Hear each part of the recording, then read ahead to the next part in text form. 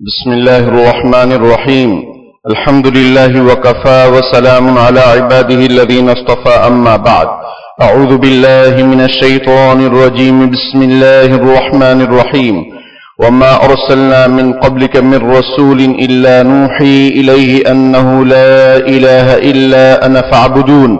وقال رسول الله صلى الله عليه وسلم: من مات وهو يعلم أنه لا إله إلا الله دخل الجنة. وقال النبي صلى الله عليه وسلم في مقام آخر: من كان آخر كلامه لا إله إلا الله دخل الجنة. صدق الله العظيم وصدق رسوله النبي الكريم. اللهم صل على سيدنا محمد وعلى آل سيدنا محمد وبارك وسلم. سامان تجارت میرا ایمان نہیں ہے، سامان تجارت میرا ایمان نہیں ہے، ہر در پہ جھکے سر یہ میری شان نہیں ہے. میں تیری محبت میں گرفتار ہوں لیکن میں تیری محبت میں گرفتار ہوں لیکن میں تجھ کو خدا سمجھوں یہ امکان نہیں ہے. محترم بھائیوں، بزرگوں، ملک کی موجودہ صورتحال ہمیں جھنجھوڑ رہی ہے، ہمیں دعوت فکر دے رہی ہے کہ ہم اپنے ایمان کو مضبوط کریں، اپنی نسلوں کے ایمان کی فکر کریں، ان کو توحید سکھائیں، خود بھی توحید سیکھیں. توحید کیا ہے، عقیدہ توحید کیا ہے، اس کو ہم معلوم کریں اور اس کو لوگوں تک پہنچائیں. لوگ گمراہیوں میں مبتلا ہیں. کوئی جانور کو خدا سمجھ رہا ہے، کوئی مٹی کو خدا سمجھ رہا ہے، کوئی ندی نالے کو خدا سمجھ رہا ہے. ان کو ایک اللہ کی طرف ہم دعوت دیں، ایک اللہ کا پیغام ان تک پہنچائیں. اللہ تعالیٰ فرماتے ہیں قرآن پاک میں: وما ارسلنا من قبلک من رسول. ہم نے آپ سے پہلے جو بھی رسول بھیجے ہیں ہم نے ان کی طرف وحی بھیجی. کیا وحی بھیجی، کیا پیغام بھیجا؟ کہ لا الہ الا اللہ، اللہ ایک ہے. فاعبدون، اسی کی عبادت کرو، اسی کی عبادت کرو.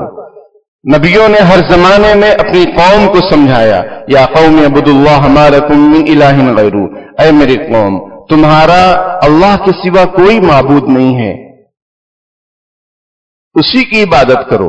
فاتقوا اللہ، اللہ کی عبادت کرو، اللہ سے ڈرو، تقوی اختیار کرو. واطیعون، اور ہم کو فالو کرو، ہماری اطاعت کرو. کیونکہ نبیوں کا یہ کہنا تھا، رسولوں کا یہ کہنا تھا کہ ہم کو اللہ نے بھیجا ہے، ہم پر وحی نازل ہو رہی ہے، اللہ کی طرف سے پیغام آ رہے ہیں، جو ہم بتلا رہے ہیں اس کو سنو اور اس کو مانو، دونوں جہان میں کامیاب ہو جاؤ گے. اور اگر نہیں مانو گے، جھٹلاؤ گے، تو پھر دونوں جہان میں ناکام ہو جاؤ گے. کلما القی فیہا فوج سألہم خزنتہا الم یأتکم نذیر. سورہ ملک کی آیت ہے کہ جب جب جہنم میں لوگوں کو ڈالا جائے گا تو داروغہ پوچھے گا: تمہارے پاس کوئی ڈرانے والا نہیں آیا؟ الم یاتکم نذیر، کیا تم کو کوئی سمجھانے والا نہیں آیا؟ قالوا بلا قد جاءنا نذیر. وہ کہیں گے جو جہنم میں داخل کیے جا رہے ہیں: ہمارے پاس ڈرانے والے آئے تھے. فکذبنا، ہم نے ان کو جھٹلا دیا. وقلنا ما نزل اللہ من شیء، اور ہم نے کہا اللہ نے ایسا کچھ کہا ہوا نہیں، تم اپنی طرف سے سب بناتے ہو. فکذبنا وقلنا ما نزل اللہ من شیء ان انتم الا فی ضلال کبیر. کہ تم لوگ تو گمراہی میں ہو، تم لوگ تو ابھی پچھڑے ہو، تم کو کچھ سمجھ میں نہیں آتا ہے. دنیا کتنی ترقی کر گئی، دنیا سے قدم ہمیں ملانا ہے اور ہمیں ترقی کرنا ہے، ہمیں پیسے کمانا ہے. یہ لون کیا چیز ہے، سود کیا چیز ہے، یہ تو اس کے بغیر تو کاروبار ہو ہی نہیں سکتا ہے. ہم نے ان کا انکار کیا.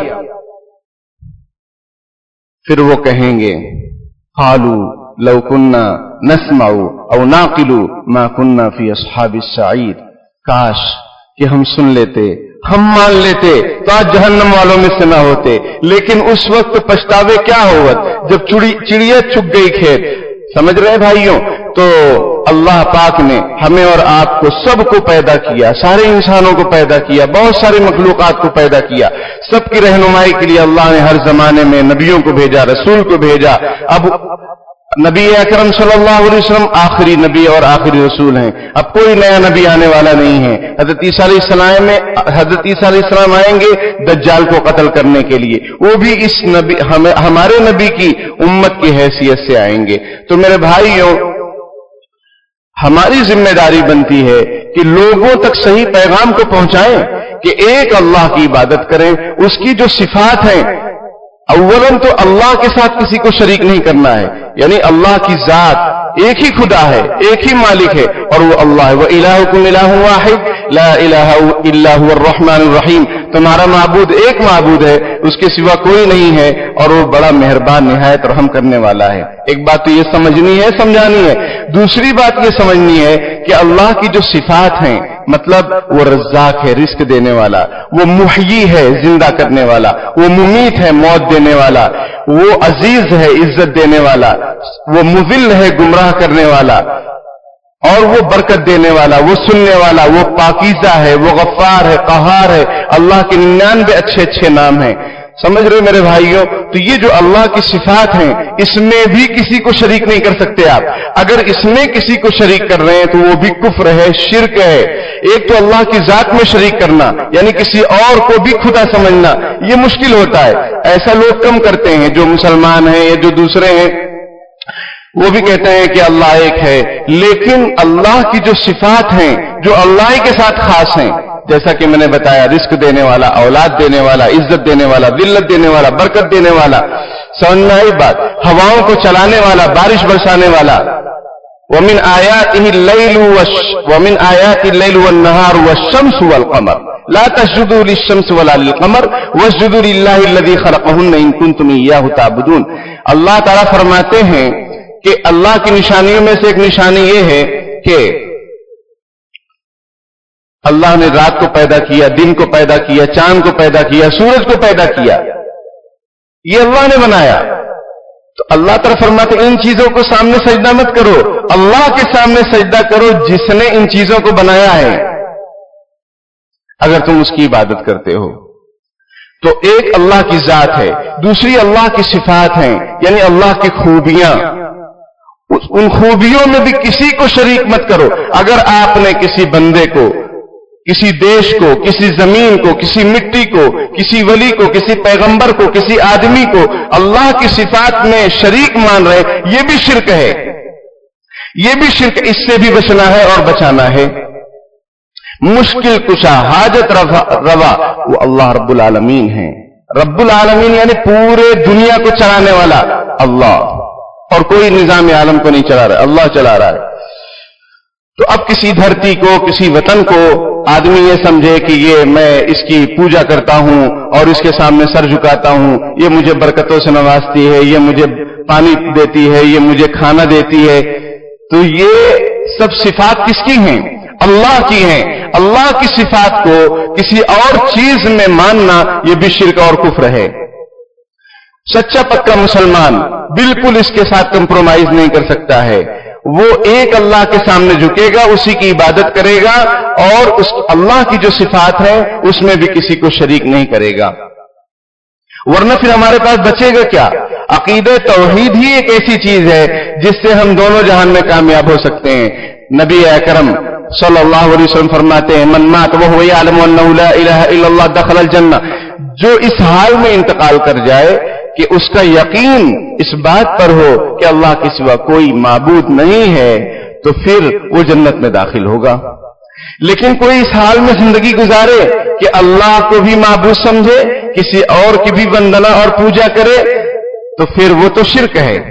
حضرت لقمان حکیم اپنے بیٹے سے فرماتے ہیں، سورہ لقمان میں آپ پڑھیے، یا بنی لا تشرک باللہ، اے میرے پیارے بیٹے شرک مت کرنا اللہ کے ساتھ، ان الشرک لظلم عظیم، بے شک شرک سب سے بڑا ظلم ہے اس دھرتی پر، کہ آدمی اپنے خالق اور مالک کو بھول جائے، پیدا کرنے والے سے بے وفا ہو جائے۔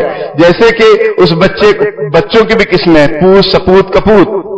پوت یعنی بیٹا، سپوت یعنی نام روشن کرنے والا، اور کپوت یعنی نام ڈبانے والا۔ بات سمجھتے ہیں؟ تو کوئی اولاد، کوئی لڑکا لڑکی اپنے ماں باپ کا نام ڈبائے، ان کو بدنام کرے، تو ماں باپ یہ کہتے ہیں ہمارا اس سے کوئی تعلق ہی نہیں ہے، وہ تو سمجھو کہ ہماری اولاد ہی نہیں ہے، ایسا کہتے ہیں۔ تو بندہ اگر اپنے خالق اور مالک کو بھول جائے اور اس کے ساتھ دوسرے کو شریک کرنے لگ جائے، یہ سب سے بڑا ظلم ہے اور سب سے بڑا جرم ہے، ناقابل معافی جرم ہے۔ اگر آدمی دنیا کے اندر توبہ کر لے، اللہ سے معافی تلافی کر لے، اللہ تعالیٰ معاف فرما دیتے، لیکن وہ کفر شرک کی حالت میں مر جائے، ان الذین کفروا وماتوا وهم کفار فلن يقبل من احدهم ملء الارض ذهبا ولو افتدى به اولئک لهم عذاب الیم وما لهم من ناصرین، کہ جو کفر کی حالت میں مریں گے ان سے اگر وہ یہ چاہیں کہ زمین بھر کر سونا اللہ میاں کو دے دیں اور گردن چھوٹ جائے، اللہ تعالیٰ فرماتے ہیں کہ فلن يقبل من، ہرگز ان سے کچھ بھی نہیں، حالانکہ زمین بھر کر سونا کوئی دے بھی نہیں سکتا ہے، کوئی نہیں دے سکتا، لیکن یہ مثال اللہ نے دی کہ اگر کوئی ایسا بھی کر پاتا تو بھی اللہ کے یہاں قابل قبول نہیں ہوتا، ان کے لیے دردناک عذاب ہے اور ان کا کوئی مددگار نہیں ہوگا، کوئی ان کی سفارش نہیں کرے گا، اس لیے کہ سفارش اور شفاعت اہل ایمان کی جائے گی، کفر اور شرک کی اور کافروں اور مشرکوں کی شفاعت نبی اکرم صلی اللہ علیہ وسلم قیامت کے دن نہیں کریں گے، بلکہ دنیا کے اندر حضرت ابراہیم علیہ السلام اپنے والد کے لیے دعا کرتے تھے کہ اللہ میرے ابا کی مغفرت فرما دیجئے، اللہ تعالی نے ان کو فرمایا اور اس کا ذکر قرآن میں ہے، وما كان استغفار لأبيه ما كان للنبي والذين آمنوا أن يستغفروا للمشركين ولو كانوا أولي قربى من بعد ما تبين لهم أنهم أصحاب الجحيم فلما تبرأ منه، کہ اللہ تعالیٰ اس طرح فرماتے ہیں کہ کسی نبی کے لیے، کسی ایمان والے کے لیے یہ جائز نہیں ہے کہ وہ کسی غیر مسلم کے لیے دعائیں مغفرت کرے۔ آج ہم یہ دیکھتے ہیں، آپ بھی دیکھتے ہیں، ویڈیوز آتے ہیں کہ غیر مسلموں کے لیے دعائیں مغفرت کی جا رہی ہے۔ بھائی غیر مسلموں کے بہت سارے حقوق ہیں زندگی میں کہ ان کے ساتھ ہم اچھا برتاؤ کریں اور ہم ان کے ساتھ خندہ پیشانی سے پیش آئیں، ہمارے معاملات ان کے ساتھ بہت اچھے ہوں، اگر وہ ہمارے پڑوسیوں کے حقوق اسلام نے بیان کیے، سب چیزیں، لیکن کوئی کفر شرک پر مر جائے تو اب اس کے لیے دعائیں مغفرت کرنا جائز نہیں۔ قرآن نے ذکر کیا جب حضرت ابراہیم علیہ السلام کو یہ پتا چلا کہ بھائی میرے ابا تو مشرک ہیں، تو انہوں نے برات کا اظہار کیا، اللہ تعالیٰ سے معافی مانگ لی کہ میں اب دعائیں مغفرت نہیں کروں گا زندگی میں۔ بات سمجھتے زندگی میں قیامت کے دن کوئی نبی، کوئی ولی، کوئی بندہ کسی کافر اور مشرک کی شفاعت نہیں کر سکتا ہے۔ جب دنیا میں منع ہے تو آخرت میں بدرجہ اولا منع ہے۔ تو میرے بھائیوں بزرگوں، عقیدہ توحید کو بہت زیادہ بولنے کی اور اس کا چرچا کرنے کی ضرورت ہے، اس کو سمجھنے کی ضرورت ہے، سمجھانے کی ضرورت ہے، اپنی اولاد کو بتلانے کی ضرورت ہے، اپنی نسلوں کو سمجھانے کی ضرورت ہے کہ مر جانا لیکن ایمان کا سودا مت کرنا۔ حضرت معاذ بن جبل رضی اللہ تعالیٰ عنہ کو نبی اکرم صلی اللہ علیہ وسلم نے وصیت فرمائی کہ معاذ لا تشرک باللہ شیئا وان قتلت وَإِنْ حُرِّقْتَ، اے معاذ بن جبل اللہ کے ساتھ کسی چیز کو شریک مت کرنا، چاہے تم کو قتل کر دیا جائے، چاہے تم کو جلا دیا جائے۔ یہ ہمارے نبی کی تعلیم ہے۔ اور ایک صحابی رسول بادشاہ روم کے دربار میں پہنچتے ہیں تو وہاں کے جو داخلے کا طریقہ تھا وہ یہ تھا کہ جھک کر رکوع کی حالت میں وہاں دربار میں بادشاہ کے سامنے پیش ہونا تھا۔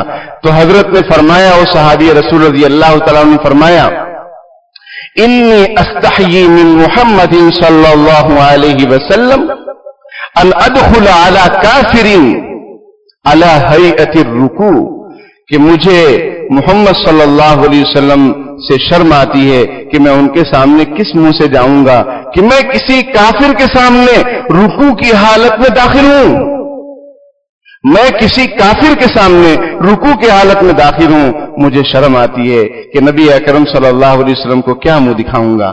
میرے بھائیوں بزرگوں اور ہمارے سیاست دانوں، تمہاری سیاست اور تمہاری مال و دولت اور تمہارا یہ عہدہ منصب اتنا بڑا ہو گیا ہے کہ تمہیں اللہ اور رسول کی ذات کا کوئی احساس ہی نہیں، کوئی خیال ہی نہیں، ایمان کی اتنی قیمتی دولت کا کوئی لحاظ ہی نہیں ہے کہ تم کہیں پر بھی پہنچ جا رہے ہو اور کہیں پر بھی مورتی پر یا کسی تصویر پر ہار چڑھا دے رہے ہو، اسی طریقے سے جھکنے کی بات آ رہی تو جھک بھی جا رہے ہو۔ یہ کیسا ہمارا جو ہے رشتہ ہے اللہ اور اس کے رسول کے ساتھ، ہمیں سوچنا چاہیے، بالکل بھی کوئی، میں نے شروع میں ہی ماجد دیوبندی صاحب کا شعر پڑھا کہ میں تیری محبت میں گرفتار ہوں لیکن میں تجھ کو خدا سمجھوں، امکان نہیں، یہ پاسبل ہی نہیں ہے کہ ہم جو ہے کسی اور کے سامنے، نبی اکرم صلی اللہ علیہ وسلم کے سامنے صحابہ کرام نے درخواست رکھی کہ ہم دیکھتے ہیں قیصر و کسریٰ اور دوسرے بادشاہوں کے سامنے ان کے جو خدام ہیں، ان کے چاہنے والے ہیں، وہ سجدہ کرتے ہیں، ہم چاہتے ہیں کہ ہم بھی آپ کے سامنے احتراماً سجدہ کریں۔ احترام یعنی رسپیکٹ، نبی اکرم صلی اللہ علیہ وسلم فرمایا کہ نہیں، سجدہ کرنے کی بالکل اجازت نہیں ہے اسلام میں کسی آدمی کے سامنے۔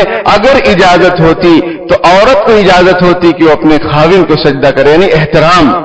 عبادت تو صرف اللہ کی جائے گی۔ بھائی قرآن بھرا پڑا ہے، قرآن بھرا پڑا ہے اس بات سے کہ صرف عبادت وَقَضَىٰ رَبُّكَ أَلَّا تَعْبُدُوا إِلَّا إِيَّاهُ، تیرے رب نے یہ فیصلہ کر دیا کہ عبادت صرف اللہ کی جائے گی، اس کے علاوہ کسی کی عبادت نہیں کی جائے گی۔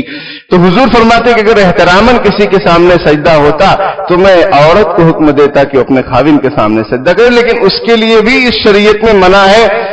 کیوں منع ہے؟ من تشبہ بقوم فہو منہم، یہ حضور کا فرمان، جس نے جس قوم کی مشابہت اختیار کی وہ اسی میں سے ہے۔ اسی طریقے سے قرآن میں حدیث میں یہ اس بات کی بھی تعلیم دی گئی ہے کہ کفریہ شرکیہ کاموں کی مشابہت اور نقل اختیار کرنے سے بھی بچو۔ ایسے نعرے جو کفریہ شرکیہ ہیں اور غیر لوگ لگاتے ہیں وہ مسلمان کے لیے لگانا جائز نہیں ہے۔ ایسا لباس جس کو کفر شرک پسند کرتے ہیں وہ مسلمانوں کے لیے جائز نہیں ہے۔ ایسا طریقہ جو کفار اور مشرکین کے ہاں رائج ہو وہ مسلمانوں کے لیے جائز نہیں ہے۔ اور اس ملک میں ہمارے بزرگوں نے اتنی قربانیاں دی اور اس ملک کو غیروں سے آزاد کرایا، وہ اس لیے کہ ہم اپنے ملک میں چین اور سکون کے ساتھ، امن و شانتی کے ساتھ رہ سکیں، اور جو دوسرے لوگ ہیں وہ بھی چین و شانتی کے ساتھ، امن و شانتی کے ساتھ رہ سکیں۔ آج وہ لوگ جن کی تاریخ آزادی میں جن کے پاؤں میں کانٹے نہیں چبھے، آج وہ طرح طرح کے شوشے اور طرح طرح کے فتنے پھیلا رہے ہیں۔ ہمیں اس سے باخبر رہنے کی ضرورت ہے اور اپنے ایمان کی حفاظت کرنے کی ضرورت ہے اور اپنی نسلوں کی بھی ایمان بچانے کی ضرورت ہے، اور ہر ایسے کفریہ شرکیہ کام، نعرے، ایسے گانے سے اپنے آپ کو بچانے کی ضرورت ہے۔ اسی لیے علماء نے یہ بات لکھی کہ بھارت ماتا کی جے کا نعرہ لگانا بھی مشرکانہ نعرہ ہے، یہ کافرانہ نعرہ ہے، کیونکہ ماتا، بھارت ماتا کا تصور برادران وطن کے یہاں ایک مورتی کے روپ میں ہے، ایک دیوی کے روپ میں ہے، تو آپ دیوی کا نعرہ وہ لگا رہے ہیں، ان کو لگانے دیجئے۔ اسلام یہ کہتا ہے لکم دینکم ولی دین، ہمارا قرآن یہ کہتا ہے لکم دینکم ولی دین، تم کو تمہارا دین، ہم کو ہمارا دین۔ لیکن یہ کہ ہم اللہ کے ماننے والے ہیں، ہم ایسے الفاظ اپنی زبان سے نکالیں گے جس سے اللہ رسول خوش ہو، چاہے وہ خوشی کا موقع ہو یا غمی کا موقع ہو۔ حضرت ابراہیم رضی اللہ تعالیٰ عنہ جو نبی اکرم صلی اللہ علیہ وسلم کے بیٹے ہیں، جب ان کا انتقال ہوتا ہے تو آپ صلی اللہ علیہ وسلم جب ان کو قبر میں رکھ رہے ہوتے ہیں تو آپ صلی اللہ علیہ وسلم کی آنکھوں سے آنسو جاری ہو جاتے ہیں۔ تو صحابہ کرام نے پوچھا اللہ کے رسول آپ رو رہے ہیں؟ جیسے ہمارے یہاں کیا تصور ہے کہ رو نہیں، رو مت بھائی، رونے سے روکتے، رونے سے نہیں روکنا چاہیے، یہ مسئلہ سمجھیے۔ رونا منع نہیں ہے، لیکن ہاں کوئی خاتون ہے وہ زور زور سے رو رہی ہے، آواز مردوں تک پہنچ رہی ہے، یہ منع ہے۔ حضرت جعفر رضی اللہ تعالیٰ عنہ جب شہید ہوئے تو ان کے گھر کی جو ان کی بیویاں تھیں، تقریباً ان کی 4 بیویاں تھیں، تو وہ سب جو ہے رونے لگی، آواز بلند ہونے لگی، مسجد نبوی تک پہنچنے لگی آواز۔ حضور صلی اللہ علیہ وسلم نے ان کو منع فرمایا کہ کہہ دو کہ آہستہ آواز رکھیں، ان کی آواز بلند ہو رہی، تو یہ چیز منع ہے۔ باقی یہ کہ کوئی رو رہا ہے رونے دو، رونے سے دل ہلکا ہوتا ہے، غم ہلکا ہوتا ہے، رونا منع نہیں ہے اسلام میں، لیکن رونے، چلانا یا عورتوں کا زور زور سے رونا یہ منع ہے۔ تو حضور کی آنکھوں سے آنسو جاری ہو گئے۔ صحابہ کرام نے پوچھا اللہ کے رسول آپ رو رہے ہیں؟ حضور نے فرمایا کیوں نہیں، والقلب یحزن، دل غم کرتا ہے، والعین تدمع، آنکھیں آنسو بہاتی ہیں، وَإِنَّا بِفِرَاقِكَ يَا إِبْرَاهِيمُ لَمَحْزُونُونَ، اے ابراہیم ہم آپ کی جدائیگی میں غمگین ہیں، وَلَا نَقُولُ إِلَّا مَا يَرْضَى بِهِ رَبُّنَا أَوْ كَمَا قَالَ عَلَيْهِ الصَّلَاةُ وَالسَّلَامُ۔ حضور نے فرمایا کہ لیکن اس حالت میں ہم وہی بات اپنی زبان سے نکالیں گے جو ہمارے اللہ کو راضی کرے، ایسی بات زبان سے نہیں نکالیں گے جو ہمارے اللہ کو ناراض کر دے۔ تو غم کی حالت میں بھی اس بات کا لحاظ رکھا جائے کہ کوئی بات ایسی زبان سے نہ نکل جائے جو اللہ کی شان میں بے ادبی والی ہو یا گناہ والی ہو۔ خوشی کا موقع ہے تو بھی ایسی بات زبان سے نکالی جائے جو अल्लाह को पसंद हो। ये नहीं कि कुछ भी बोल दे रहे हैं, कुछ भी नारा लगा दे रहे हैं, ऐसा जायज नहीं है। हमने ये सुना, हमें मालूम हुआ, आपको भी हो सकता है मालूम हो, ना मालूम होगा तभी मालूम हो जा रहा है कि बाद स्कूलों के अंदर, इदारों के अंदर, जगहों के अंदर, फंक्शनों के अंदर भारत माता की जय के नारे लगवाए जाते हैं। आप अपने बच्चों को मालूम करो कि बेटा स्कूल में ऐसा नारा लगता है। अगर वो कहते हैं तो आप डायरेक्ट जाकर बात कीजिए और या अपने बच्चों को समझाइए कि बेटा आपको उस वक्त खामोश रहना है, आपको उस वक्त ये नारा नहीं लगाना है, क्योंकि इस्लाम में ऐसे नारों की बिल्कुल इजाजत नहीं है। जय हिंद हम 1000 मरतबा बोलेंगे, उससे कोई फर्क नहीं पड़ता है, हमारा मुल्क तरक्की करे, लेकिन किसी देवी देवता का तस्वुर और ईमान की हालत में ये कैसे हो सकता है? कुफरिया शिरकिया नारा लगाए जाए, हम लगाए या कोई बच्चा हमारी नस्ल लगाए, ये हम बिल्कुल इसको कबूल नहीं करेंगे। इसलिए इस बात को मैं फिर से कह रहा हूं, समझा रहा हूं, और इस टॉपिक को हमने चुना और आपके सामने रखा कि भाई अकीदे तौहीद को अच्छे से समझो और अपनी नस्लों को समझाओ, बिल्कुल भी, क्योंकि अगर ये सलामत नहीं है, कुछ भी सलामत नहीं है, आप सलामत नहीं है। इसीलिए शरीयत में, हदीस शरीफ में यह है कि पहले आप सल्लल्लाहु अलैहि वसल्लम की आमद से पहले गुलाम को अब्दुन कहा जाता था, ठीक है, और गुलाम अपने मालिक को रब्बुन कहता था। रब यानी परवरिश करने वाला उसका माना होता है, तरबियत करने वाला। लेकिन नबी अकरम सल्लल्लाहु अलैहि वसल्लम फरमाया कि कोई आदमी अपने गुलाम को अब्द ना कहे, बल्कि गुलाम कहे या फिर फतन कहे। फतन का माना होता है, फतन का माना होता है जवान, फतात का माना होता है बांदी, नौजवान लड़की, नौजवान लड़का, फतन का माना ये कहें, ऐसे अल्फाज इस्तेमाल करें। अब्दुल न कहें, क्योंकि अब्द का माना बेशक बंदा होता है, लेकिन अब्द का माना जो इसका वर्ब है, जो फेल है, उसका माना इबादत होता है। अब्दन व इबादतन, समझना है बात। और इसी से अब्दुल्लाह यानी अल्लाह का बंदा, बंदा यानी बंदगी करने वाला। तो हुजूर ने मना फरमा दिया कि ऐसे अल्फाज भी इस्तेमाल ना करो। इसी तरह फरमाया कोई गुलाम, कोई नौजवान अपने आका को रब्बुन न कहे, बल्कि उसको मौला कह दे, उसको मौला कह दे कि भाई ये हमारे मौला हैं। बल्कि बाद रिवायत में मौला कहने से भी मना किया गया, सैयद कह दे। सैयद यानी सरदार। हुजूर ने फरमाया सैयद कह दे, मौला भी ना कहे। बाद रिवायत में मैंने बताया मौला कहने से, क्योंकि अल्लाह मौलाना वला मौला लहुम, हस्बुनल्लाह व निअमल वकील, निअमल मौला व निअमन नसीर। तो हमारे नबी ने ऐसी तालीम दी अपनी उम्मत को। अब वो उम्मत आज कुफरिया शिरकिया नारों पर अगर राजी हो जाए और उसको कोई फर्क ना पड़े कि उनके बच्चे क्या नारे लगा रहे हैं या उन पर कौन सा कानून थोपा जा रहा है, उनको कोई फर्क ना पड़े, तो फिर ये उम्मत कहां रही? जिस तरीके से कुफरिया शिरकिया कामों से बचना है, इसी तरीके से कुफरिया शिरकिया कामों से बरात का इजहार करना भी जरूरी है कि भाई हमारा शिरक कुफ्र से कोई ताल्लुक नहीं।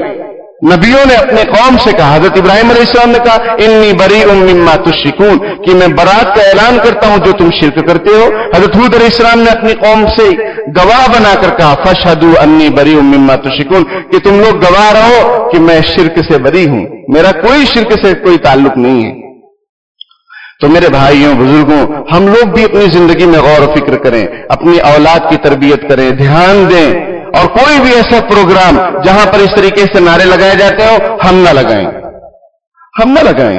ये हमें, हमारा दीन हमको ये तालीम देता है, हमारा संविधान हमको इस बात की इजाजत देता है कि भाई आराम से रहो, सब कोई आजादी के साथ रहो, कोई किसी पर कोई जबरदस्ती नहीं कर सकता। वही कुरान भी कहता है ला इकराह फिद्दीन, दीन में कोई जबरदस्ती नहीं। जिसको जो नारे लगाना है उनको लगाने दीजिए, लेकिन आप अपने ईमान की हिफाजत कीजिए, वरना ये ऐसी नेमत है अगर हमने इसकी नाकदरी की तो हम दोनों जहान में नाकाम हो जाएंगे। वमन यब्तगी गैरल इस्लामी दीनन फलन युक़बल मिन्हु व हुवा फिल आखिरति मिनल खासिरीन, कि जो शख्स दिलचस्पी रखेगा, रुचि रखेगा इस्लाम के अलावा तरीकों में, इस्लाम के अलावा दीन में, हरगिज उसे कबूल नहीं किया जाएगा और वो आखिरत में नुकसान उठाने वालों में से होगा। इसलिए मेरे भाइयों, अपने कलमे, अपने ईमान को ताजा करते रहें। ला इलाहा इल्लल्लाह का कलिमा दिन में कम से कम 100 मरतबा, 200, 500 जितना हो सके पढ़ते रहें। کہ ہم دکان کو اپنا خالق اور مالک نہیں سمجھ رہے ہیں، ہم کسی کو بھی اپنا حاجت روا مشکل کشا نہیں سمجھ رہے ہیں. لا الہ الا اللہ، اللہ کے سوا کوئی معبود نہیں. جادوگر جمع ہوئے، فرعون نے سب کو جمع کیا حضرت موسیٰ علیہ السلام کے مقابلے میں. سب نے اپنے اپنے کرتب دکھائے، لیکن کرتب دکھائے سب نے اپنا اپنا جو ہے اپنی رسی پھینکی، کیا کیا پھینکے، سانپ بنے، یہ بنے. حضرت موسیٰ علیہ السلام نے جب اپنی لاٹھی جو ہے زمین پر رکھی، وہ بڑا سا اژدہا بن گیا اور اس نے سارے چھڑبھئیے جو تھے سانپ ان کو تمام کو نگل لیا. جادوگر سمجھ گئے کہ یہ اللہ کا رسول ہے، فوراً سب سجدے میں پڑ گئے اور انہوں نے کہا آمنت برب موسیٰ و ہارون، کہ ہم ایمان لاتے ہیں موسیٰ علیہ السلام اور ہارون علیہ السلام کے رب پر. فرعون نے کہا قال فرعون آمنتم له قبل ان آذن لكم، کہ میری اجازت کے بغیر تم ان پر ایمان لا لیے، میں تم کو سزا دوں گا. ان لوگوں نے کہا لا ضیر، کوئی حرج کی بات نہیں ہے، جو کر رہا ہے کرو. انا الی ربنا منقلبون، کہ اگر تم ہم کو سولی پر چڑھا دو گے تو ہم اپنے رب سے مل جائیں گے. الموت جسر یوسر الحبیب الی الحبیب، موت ایک پل ہے جو ایک محبوب کو دوسرے محبوب سے ملا دیتی ہے. اور ہمارا محبوب کون ہے؟ اللہ. ہمارا معبود کون ہے؟ اللہ. میرے بھائیوں، محبوب کو معبود مت بنائیے. مطلب وطن سے محبت، ماں باپ سے محبت، اللہ والوں سے محبت، رسول اللہ صلی اللہ علیہ وسلم سے محبت، لیکن ہم کسی کو معبود نہیں بنا سکتے ہیں. معبود اللہ تعالیٰ ہے، عبادت صرف اللہ کی جائے گی. محبت سب سے، بیوی سے، بچوں سے، ماں باپ سے، رشتہ داروں سے، وطن سے. فطری محبت ہوتی ہے آدمی جہاں رہتا ہے، اس علاقے سے جہاں پیدا ہوتا ہے، جہاں اس کی بود و باش ہوتی ہے، اس سے فطری محبت ہوتی ہے. مثال کے طور پر کوئی انڈیا کا رہنے والا اگر وہ امریکہ چلا گیا، امریکہ میں کوئی انڈین مل جائے، کتنی خوشی ہوتی ہے. چلو باہر ملکوں کی بات چھوڑو، باہر ملکوں کی بات چھوڑو، ایک اسٹیٹ والا دوسرے اسٹیٹ میں چلا جائے اور وہاں پر کوئی اپنے یہاں کا مل جائے، کتنی خوشی ہوتی ہے. سمجھنا ہی بات. ہماری تعلیم صورت میں ہوئی تو کبھی جب خانقاہ جانے کے لیے پلسانہ سے اس کے ٹرک ڈرائیور کے ساتھ ٹرک والے کو ہاتھ دیتے، پھر وہاں سے جاتے کیم چوکڑی، تو راستے میں اگر ڈرائیور یو پی کا مل جاتا وہ کرایہ بھی نہیں لیتا کہ بھائی تم تو ہمارے یہاں کے ہو. ایک اسٹیٹ دوسرے اسٹیٹ سے اتنی فطری الفت اور محبت ہوتی ہے. تو ملک سے محبت یہ فطری چیز ہے، ہمیں کوئی انکار نہیں ہے، نہ ہم اس میں کوئی سودا کر سکتے ہیں، نہ کوئی کمپرومائز کر سکتے ہیں کہ بھائی وطن سے محبت نہیں. بالکل محبت ہے، لیکن محبوب کو معبود ہم مان لیں یہ ہو ہی نہیں سکتا ہے. اس کی اسلام اجازت نہیں دیتا ہے، اس کی شریعت اجازت نہیں دیتی ہے، نبی اکرم صلی اللہ علیہ وسلم کی تعلیمات اس کی اجازت نہیں دیتی ہیں. جب نہیں دیتی ہیں اور ہمارا سنویدھان اس بات کی ہمیں آزادی دیتا ہے، اور سنویدھان بنایا کس نے؟ لوگوں نے بنایا، انسانوں نے بنایا، اور اس میں علماء اکرام ساتھ میں تھے.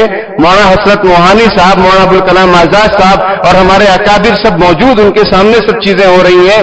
تو اس میں سب کو آزادی ہے. یہ اس ملک کی خوبصورتی ہے. لیکن کچھ لوگ یہ چاہتے ہیں کہ بس ڈیوائڈ اینڈ رول، اور جو اصل مدے ہیں جن پر چرچا کرنی چاہیے کہ ہمارے بھارت کی صورتحال، فلائٹس کی صورتحال، بے روزگاری کی صورتحال، دوا علاج و معالجے کی اس پر کسی کو چرچا کرنے کا ٹائم نہیں ہے، اور دوسری چیزوں پر چرچا کر رہے ہیں. ان کا جو فرض ہے وہ اہل سیاست جانے. میرا پیغام محبت ہے جہاں تک پہنچے. امت مسلمہ کا پیغام محبت ہے. وہ کیا پیغام ہے؟ کہ پوری دنیا میں توحید کی تعلیم دیں، لوگوں کو ایک اللہ کی طرف بلائیں، ایک اللہ کی عبادت کی طرف بلائیں، ایک اللہ پر ایمان رکھنے کے لیے بلائیں. اس لیے کہ اسلام مسلمانوں کے لیے نہیں، پورے جہان والوں کے لیے ہے. اللہ صرف مسلمانوں کے نہیں ہے، رب العالمین ہے. نبی اکرم صلی اللہ علیہ وسلم صرف مسلمانوں کے لیے نہیں ہے، رحمت للعالمین ہے. اور قرآن صرف مسلمانوں کے لیے نہیں ہے، ہدی للناس، تمام لوگوں کے لیے قرآن ہدایت ہے. تو ہماری یہ فکر ہونی چاہیے کہ ہمارا ایمان سلامت رہے، ہمارے نسلوں کی ایمان سلامت رہے، اور جو ہمارے بھائی ہیں، برادران وطن ہیں، ان تک بھی ہم صحیح بات کو پہنچائے کہ صحیح بات یہ ہے، ایک اللہ کی بات کرنی چاہیے. تو سب مخلوق ہیں، یہ تو سب مخلوق ہے. ادنا سا سورج اللہ نے اس کو پیدا کیا. اس کو کیا سجدہ کرنا؟ اللہ کو سجدہ کیجیے جو اس کا خالق ہے اور مالک ہے. سمجھنا ہے بات. اور جتنے دنیا میں جس کو معبود سمجھا جاتا ہے، بھگوان سمجھے، انہوں نے کوئی چیز نہیں پیدا کی، اللہ نے ساری چیزوں کو پیدا کی. تو اللہ پاک سے دعا ہے کہ اللہ پاک ہمارے ایمان کو سلامت رکھے اور عقید توحید کو ہمارے دلوں میں جما دے، اور ہم بھی اپنے ایمان کی قدر کرنے والے بنے، اپنے نسلوں کی ایمان کی حفاظت کرنے والے بنے. کفریہ شرکیہ گانوں نعروں سے اللہ تعالی ہم سب کی اور ہماری نسلوں کی حفاظت فرمائے. آمین. وآخر دعوانا الحمدللہ رب العالمین. بسم اللہ الرحمن الرحیم. اللهم لك الحمد كله ولك الشكر كله وإليك يرجع الأمر كله. اللهم لا أحصي ثناء عليك أنت كما أثنيت على نفسك. رب اغفر وارحم وأنت خير الراحمين. اللهم صل على سيدنا محمد وعلى آل سيدنا محمد وبارك وسلم. ربنا آتنا في الدنيا حسنة وفي الآخرة حسنة وقنا عذاب النار. رب ارحمهما كما ربياني صغيرا. ربنا اغفر لي ولوالدي وللمؤمنين يوم يقوم الحساب. رب اغفر وارحم وتجاوز عما تعلم انك انت الاعز الاکرم. پیارے اللہ، ہم ظاہر میں آپ کے بندے، حقیقت میں نہایت گندے ہیں. پیارے اللہ، ہمارے دلوں کی گندگی کو دور فرما دیجئے، ہمیں بندگی کا سلیقہ عطا فرما دیجئے، شرمندگی والے کاموں سے ہماری حفاظت فرما دیجئے. پیارے اللہ، آپ نے اپنے فضل و کرم سے ہمیں ایمان جیسی عظیم الشان دولت سے مالا مال کیا ہے. پیارے اللہ، اس دولت کی ہمیں حفاظت کرنے، قدردانی کرنے کی توفیق عطا فرما دیجئے. پیارے اللہ، ایمان مل جانے کے بعد کفریہ شرکیہ کاموں سے ہماری حفاظت فرما دیجئے. ہدایت مل جانے کے بعد گمراہی سے ہماری حفاظت فرما دیجئے. ہماری نسلوں کی ایمان کی حفاظت فرما دیجئے.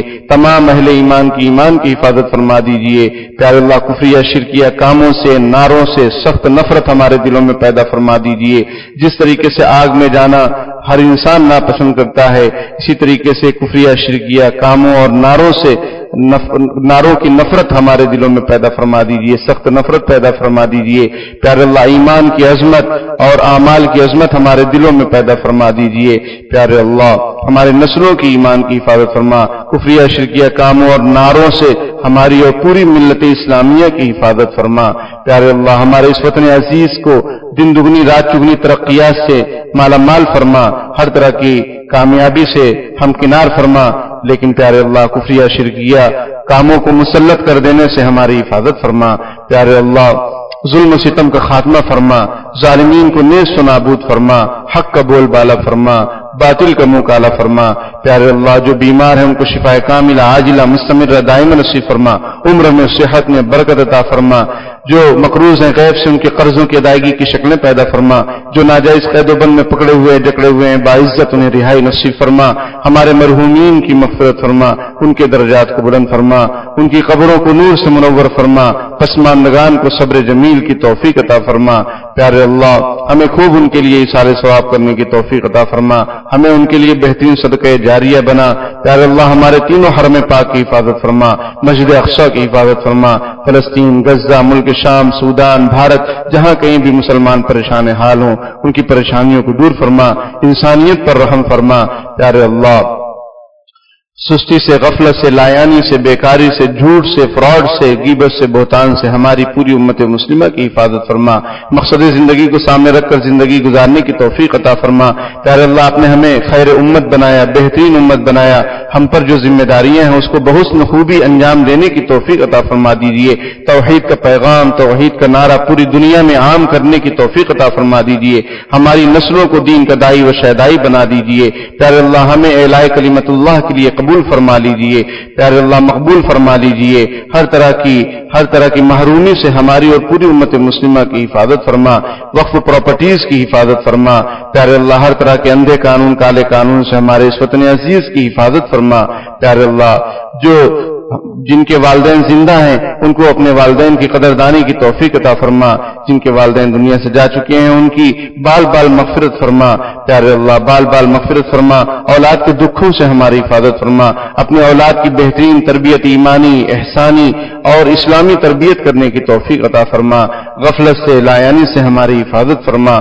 پیارے اللہ، ہمارے شہر کی حفاظت فرما. ہر طرح کے خلفشار، انتشار سے ہمارے شہر کی، وطن عزیز کی پوری دنیا کی حفاظت فرما. جزا اللہ عنا محمد صلی اللہ علیہ وسلم ما هو اہلہ برحمتک یا رب.